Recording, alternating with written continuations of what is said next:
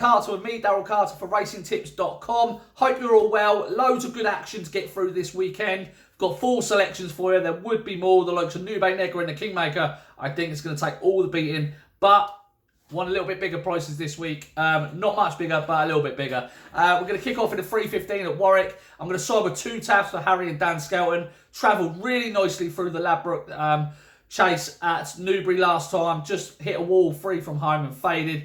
Definitely needed a drop back and trip. Gets that drop back and trip today.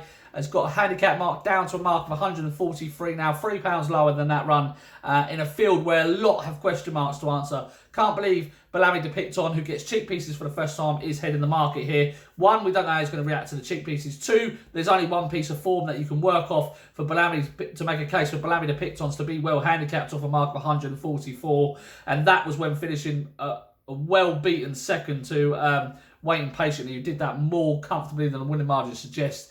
The likes of Clondor Castle, King of Realms, Generous Day, Northern Bow for me have to improve quite a bit. Cat Poley is the interesting one in here. Could have more to offer, but these stiff Warwick fences are definitely going to test his jumping. Dr. Richard Newland's book Daryl Jacob, but I think he could come unstuck here. His jumping is not the best. Gala Ball was interesting, but has not got much room for manoeuvre off a mark of 148 and gets cheek pieces for the first time, but was fortunate to win last time when Pink Shoe fell at Wincanton. So, 2 tabs, 7-2, good price, 3.15. Next race we're going to have a bet in is the Betfair Hurdle. Now, you can make a case for 9 or 10 of these in here, so tread carefully. But I'm going to side with Never Adapt for Nicky Henderson, 8-1. Thinks a fair price of a mark of 140. Thinks she could have tons in hand. This horse was impressive when winning at Kempton last time. The form doesn't really amount to much, but I was more impressed with the way she reacted to 1 tap and a persuader from Barry Geraghty. I think she's a talent. Can't forget what she did at Cheltenham first time for Nicky Henderson either, behind Kel Destan. That form's worked out quite well. And I really like her. I think she's a decent horse.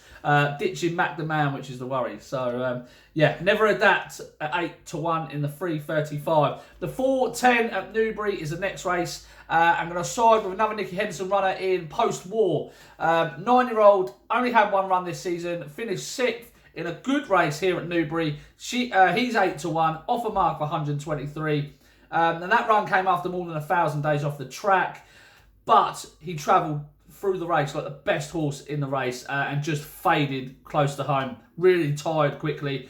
If he comes on for that run, he's going to look well handicapped off a mark of 123, considering he's £5 lower than his hurdle rating, and he was always going to benefit from going over fence. He's a big horse, and I think there's lots to like in a field where nothing really, bar present value, who needs to put his best foot forward, looks anywhere near well handicapped. So, post-war, off bottom weight, could just run well in the 4.10. Last race of the day over at Warwick is where we're going to go for the final bet. In the 4.25, Kadzand is 11-4 market leader for Dan and Harry Skelton. I think this horse could be pretty useful. Really enjoyed the way he ran on strongly behind Son of Camas. That horse has gone on to run in Grade 1 since, finished 3rd.